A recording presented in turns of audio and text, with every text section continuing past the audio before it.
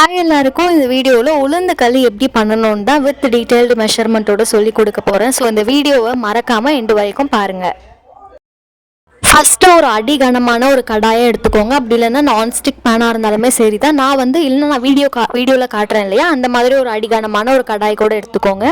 அதில் நல்லா காய வச்சுட்டு அப்புறம் 3/4 டம்ளர் அளவுக்கு உளுந்து நான் எடுத்திருக்கேன். நீங்கள் உங்கள் ஃபேமிலியில் எவ்வளோ பேர் இருக்காங்களோ அதை பொறுத்து குவான்டிட்டி எடுத்துக்கோங்க. நான் 3/4 டம்ளர் மட்டும் சேர்த்துக்கிறேன். அதை போட்டு அப்புறம் நல்லா வறுத்து எடுத்துக்கணும். இது ஸ்லோ ஃப்ளேம்லேயே தான் இருக்கணும். அதுக்கு மேலே கொஞ்சம் கூட ஹை ஃப்ளேம் ஏற்றிடாதீங்க. ஸ்லோ ஃப்ளேம்லேயே வறுத்தாதான் நல்லா உள்ளேயும் நல்லா க்ரன்ச்சியாக வறுந்துருக்கும். ஸோ அதனால் ஸ்லோ ஃப்ளேமில் இருந்தே நல்லா வருங்க.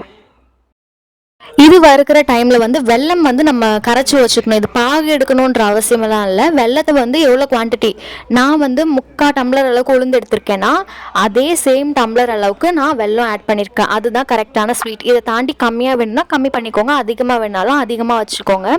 அதில் கொஞ்சமாக ஒரு 1/4 டம்ளருக்கும் கம்மியான அளவு தண்ணி ஊற்றி அந்த வெள்ளத்தை நல்லா கரைய விட்டுருங்க. அதை ஸ்லோ ஃப்ளேம்லேயே வச்சு நல்லா கரைய வச்சு அது தனியாக கரைஞ்ச அப்புறம் ஆஃப் பண்ணி தனியாகவே வச்சுக்கோங்க. அதுக்கப்புறம் நல்லா ஸ்லோ ஃப்ளேம்லேயே வச்சு இந்த உளுந்தை நல்லா வறுத்துட்டே இருக்கணும். அது நல்லா கலர் சேஞ்ச் ஆகி வரும். லைட் ப்ரௌன் கலரில் வரும். இல்லைனா இன்னும் டார்க் ப்ரௌன், இன்னும் கொஞ்சம் எக்ஸ்ட்ராவாக ப்ரௌன் கலர் வேணும்னாலும் நீங்கள் இன்னும் ஸ்லோ ஃப்ளேம்லேயே வறுத்துக்கலாம். நான் கொஞ்சம் கலர் இதுவான உடனே ஆஃப் பண்ணிட்டேன். எனக்கு அந்த கலர் போதும்ன்ட்டு. இந்த வீடியோவில் என்னோடய ஃபோன் குவாலிட்டினால கலர் ரொம்பவே கம்மியாக தெரியுது. அது நல்லா ஆற வச்ச அப்புறம் பவுடராக அரைச்சி வச்சுக்கணும். இதை என்ன பண்ணணும், ஒரு கிண்ணம் எடுத்துகிட்டு நம்ம அரைச்சி வச்சுருக்கோம் இல்லையா உளுந்து பவுடர், அதை ஆட் பண்ணி தண்ணி ஊற்றி இதை தனியாக கரைச்சி வச்சுக்கணும். தனியாக கட்டிப்படாமல் நான் இந்த விஸ்க் இருக்கும் இல்லையா அதை யூஸ் பண்ணுறேன். உங்ககிட்ட விஸ்க் இல்லைன்னா நீங்கள் ஸ்பூனை வச்சே நல்லா கரைச்சி விட்டுருங்க. தண்ணி நல்லா அந்த பவுடருக்கு நல்லா கரையிற மாதிரி கொஞ்சம் தண்ணியாகவே கலக்குங்க. தண்ணி கொஞ்சம் தாராளமாகவே ஊற்றி நல்லா கட்டிப்படாமல் கலந்து வச்சுக்கோங்க. இது கட்டியாக ஆகக்கூடாது. ஏன்னா நம்ம அந்த களி பண்ணும் போது அந்த கொதிக்கிற தண்ணியில் ஊற்றும் போது உருண்டையாக ஆகிடும். ஸோ அதனால் இதை செப்பரேட்டாக தனியாக நீங்கள் கரைச்சிட்டு தான் அந்த கொதிக்கிற தண்ணியில் ஊற்றணும். அப்படியே ஊற்றிட்டிங்கன்னா நல்லா உருண்டையாக ஆகி ஒரு மாதிரி நல்லா இருக்காது. ஸோ அதனால் இப்படி பண்ணியுமே சிலதெல்லாம் உருண்டையாக ஆகும். பட் இப்படி பண்ணாமல் பண்ணிங்கன்னா இன்னும் எக்ஸ்ட்ராவாக நிறையா பெருசாக இருக்கும். ஸோ அதனால் இந்த ஸ்டெப்பை மறக்காமல் பண்ணுங்கள். இப்போ நான் இன்னுமே நல்லா தண்ணியாக கரைச்சி வச்சுக்கிட்டேன். இது நான் ஆஃப் கேமரா போயிட்டு இன்னுமே நல்லா கரைச்சி ஒரு இது கூட கட்டி இல்லாமல் நான் கரைச்சி வச்சுக்கிட்டேன்.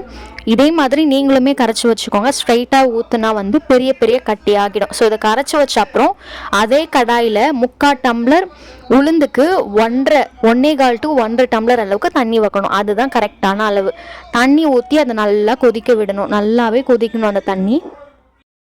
இதையே நான் 1.25 to 1.5 சொல்கிறேன்னா, ஆல்ரெடி நம்ம உளுந்தை பவுடரை தண்ணி ஊற்றி கரைச்சி வச்சுருக்கோம் இல்லையா, அது ஆல்ரெடி நம்ம நல்லா தண்ணியாக கரைச்சி வச்சுருக்கோம். அதுக்கு நீங்கள் அளவு அப்படின்லாம் கிடையாது. ஆனால் அதை நீங்கள் பேஸ்ட் மாதிரி கரைக்காமல் நல்லா தண்ணியாக நான் வீடியோவில் காமிச்சிருக்க மாதிரி தண்ணியாக கரைச்சி வச்சுக்கோங்க. இது ஆனால் இதில் ஊற்றுறீங்க இல்லையா, கடாயில் ஊற்றி கொதிக்க வைக்கிற தண்ணியை எக்ஸ்ட்ராவாக ஊற்றிடாதீங்க. ஏன்னா அப்படி ஊற்றிட்டிங்கன்னா உளுந்து சீக்கிரத்தில் கட்டி ஆகாது. நம்ம அந்த உளுந்து கஞ்சி கிண்டும் போது அது கட்டி ஆகாது. ஸோ அதனால் அதில் தண்ணி எக்ஸ்ட்ராவாக ஊற்றிடாதீங்க. நான் சொல்கிற அளவே ஊற்றிக்கோங்க. இது கொதிக்கிற டைமில் கொஞ்சமாக உப்பு சேர்த்துட்டு நம்ம கரைச்சி வச்சுருக்கோம் இல்லையா அந்த உளுந்து தண்ணியோட அதை ஊற்றி அது ஊற்றும் போதே கலக்கிட்டு தான் இருக்கணும். இல்லைன்னா ரொம்பவே இது கட்டிப்படும். ஸோ அதனால் அது ஊற்றுற டைமே நல்லா கலக்கிட்டே இருக்கணும். இதை நீங்கள் பார்க்கும் போது தெரியும், தனியாக கரைச்சி வச்சுமே ஒரு சில கட்டியெல்லாம் இருக்குது. அது விஸ்கில் நான் இது பண்ணியுமே ஒரு சில கட்டியெல்லாம் இருக்குது. அதே மாதிரி நீங்கள் நல்லா பார்த்து கரைச்சி வச்சுக்கோங்க. ஏன்னா இதில் ஊற்றும் போது ரொம்ப கட்டியாகிடும். இதை போட்ட டைமே நீங்கள் கலக்கிட்டே இருக்கணும் விடாமல். இல்லைனா அடி பிடிச்சிடும். இல்லைனா அது கட்டியாகிடும் அங்கங்கே. ஸோ அதனால் போடும் போதே கலக்கிட்டே இருக்கணும். எண்டு வரைக்குமே கலக்கணும், கை விடாமல். இதுதான் இதோட மெயின் ஸ்டெப்பு. மெயின் இடமே இங்கே தான் இருக்குது. ஸோ இதில் எப்படி கலக்குறீங்கன்றதை பொறுத்து தான் எண்டில் நம்மளுக்கு களி எப்படி வருதுன்னு இருக்கும். இதை நீங்கள் கலக்காமல் ஒழுங்காக விட்டுட்டிங்கன்னா அங்கங்கே கட்டியாக ஆகி சரியாக வராது. ஸோ அதனால் இந்த இடத்துல நீங்கள் கலக்கிட்டே இருக்கணும். களினாலே மெயினாக என்ன விஷயம்னா, அது எவ்வளோ நேரத்துக்கு நல்லா பாத்திரத்தில் ஒட்டாமல் நல்லா கிண்டிகிட்டே இருக்கணும். அதுதான் களி. ஆனால் இப்போ பார்த்தீங்கன்னா இந்த உளுந்து களியில் பெருசாக அது கிண்டணும் அப்படின்ற அவசியம் இல்லை. ஆனால் உங்களுக்கு கடாயிலெல்லாம் ஒட்டாமல் வேணும் அப்படின்னா நீங்கள் அந்த வெல்லமெல்லாம் ஊற்றின அப்புறமும் நீங்கள் கிண்டிகிட்டே இருக்கலாம். பட் நான் அவ்வளோ இதில் கிண்ட மாட்டேன். கொஞ்சம் நேரத்துலேயே எடுத்துருவேன். எனக்கு என்ன, ஆல்ரெடி உளுந்தை நம்ம வறுத்து எடுத்துட்டோம் இல்லையா, அதோட பச்சை ஸ்மெல் எல்லாமே போயிருக்கும். அந்த இத்தனைக்கும் நம்ம கொதிக்கிற தண்ணியில் தான் ஊற்றுறோம் அப்படின்றனால அது பெருசாக ரொம்ப நேரம் அது ஒட்டாமல் வர வரைக்கும் கிண்டணும் அப்படின்ற அவசியம் கிடையாது. அந்த ஸ்டேஜில் எடுத்துட்டிங்கனாலே சூப்பராக இருக்கும். இப்போ வந்து நான் அந்த வெல்லம் கரைச்சி வச்சுருக்கேன் இல்லையா, அது வந்து வடிகட்டி ஊற்றிக்கிறேன்.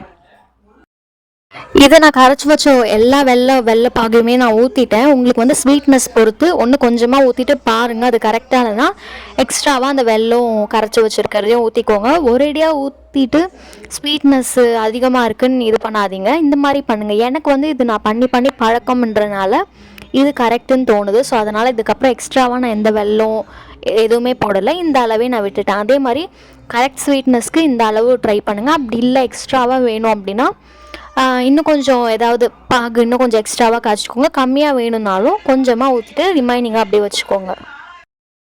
அவ்வளோதான். இது ஊற்றிட்டு அப்புறம் இதுலேயுமே நம்ம கிண்டிகிட்டே இருக்கணும். அது ஒரு ஸ்டேஜ் கொஞ்சம் வரும், கொஞ்சமாவது கடாயில் ஒட்டாமல் லைட்டாக வரும். அது நெய் ஊற்றுறோம் இல்லையா, அந்த ஸ்டேஜில் அப்படியே கடாயில் ஒட்டாமல் நல்லா அழகாக வரும். அந்த மாதிரி ஸ்டேஜ்லேயே நீங்கள் நிப்பாட்டிக்கலாம். இப்போலாம் வந்து நல்லா ஒட்டி இருக்கும். இதெல்லாம் நீங்கள் நல்லாவே கலக்கணும், ரொம்ப கிண்டிகிட்டே இருக்கணும் இந்த ஸ்டெப்பெல்லாம். நெக்ஸ்ட்டாக வந்து நான் நெய் ஆட் பண்ணிக்கிறேன். ஜிஆர்பி பிராண்டு தான் நான் யூஸ் பண்ணுறேன். அது டோட்டலாக இந்த உளுந்து களி இந்த அளவுக்கு 3 டேபிள் ஸ்பூன் யூஸ் பண்ணுவேன் நெய் மட்டுமே. அது நல்லா ஹீப்டு ஸ்பூனுன்னு இல்லையா, அந்த அளவுக்கு நல்லா பெருசாக எடுத்து ஒரு ஸ்பூனையும் நான் போடுவேன். இதில் ஃபஸ்ட்டு நான் 1 ஸ்பூன் போட்டிருக்கேன். அதை போட்ட அப்புறம் நல்லா கிண்டி விடணும். இதுக்கப்புறம் ஒரு 5 to 6 மினிட்ஸ் வரைக்கும் நல்லா கிண்டிகிட்டே இருங்க நெய் போட்ட அப்புறம். இதுலேயே உங்களுக்கு தெரியும், லைட்டாக நெய் போட்ட அப்புறம் அந்த நெய்யோட இதிலே கொஞ்சம் ஒட்டாமல் வரும். ஸோ அந்த மாதிரி கிண்டிகிட்டே இருக்கணும் நீங்கள். நெக்ஸ்ட்டு அடுத்த 2 ஸ்பூன் நெய் வந்து நான் ஆட் பண்ணிக்கிறேன். இதுதான் லாஸ்ட்டாக ஒரு 3 டேபிள் ஸ்பூன் சொன்னேன் இல்லையா, அதில் இந்த லாஸ்ட்டு 2 ஸ்பூன் போட்டு நல்லா கலக்கிறேன். அந்த ஸ்பூனையும் கொஞ்சம் உள்ளே விட்டு எடுத்துருங்க, ஏன்னா அதில் கொஞ்சம் நெய்யெல்லாம் ஒட்டியிருக்கோம் இல்லையா, அந்த சூட்டில் வந்து அதுவுமே வந்துடும். அவ்வளோதான். இந்த 2 ஸ்பூன் நெய் போட்டுட்டு இன்னும் ஒரு 5 to 6 மினிட்ஸ் நல்லா கிண்டிகிட்டே இருங்க. அவ்வளோதான். கொஞ்சம் லைட்டாக ஒட்டாமல் வரும். இந்த ஸ்டேஜில் நீங்கள் ஆஃப் பண்ணிக்கலாம். உங்களுக்கு தேவைன்னா இதில் முந்திரி பாதாம் அந்த மாதிரி இதையும் ஆட் பண்ணிக்கலாம்.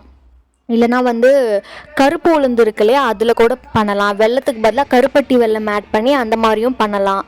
இதில் வந்து கலர் கொஞ்சம் கம்மியாக தெரியுது. முன்ன சொன்ன மாதிரி என்னோடய ஃபோன் குவாலிட்டி வந்து கொஞ்சம் கம்மியாக இருக்கனால கலர் எல்லாமே கொஞ்சம் ரொம்பவே கம்மியாக தெரியுது. பட் நேரில் கொஞ்சம் இதை விட இது கலர் அதிகமாக தெரியும். பட் வீடியோவில் பார்க்கும்போது ஏதோ வெள்ளையாக இருக்க மாதிரி தெரியும். பட் அவ்வளோ வெள்ளையாக வந்து நேரில் அப்படி இருக்காது, ஏன்னா கேமராவோட குவாலிட்டினால அப்படி இருக்குது. அவ்வளோதான். இது இப்போ ரெடி ஆகிடுச்சு. நீங்கள் முன்னாடி பார்த்த வீடியோக்கும் இப்போ பார்க்குறதுக்கும் உங்களுக்கு டிஃப்ரென்ஸ் தெரியும்.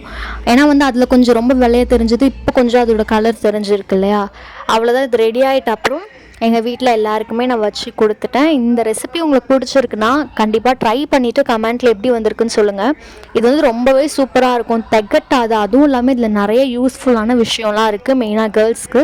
ஸோ கண்டிப்பாக இதை வந்து மந்த்லி ஒன்ஸ் அது பண்ணி சாப்பிட்ணும். இதை மறக்காமல் ட்ரை பண்ணிவிட்டு எப்படி வந்திருக்குன்னு சொல்லுங்கள். இந்த வீடியோ பிடிச்சிருந்தா சப்ஸ்கிரைப் பண்ணி சப்போர்ட் பண்ணுங்கள். இந்த வீடியோவை ஷேர் பண்ணியும் விடுங்க.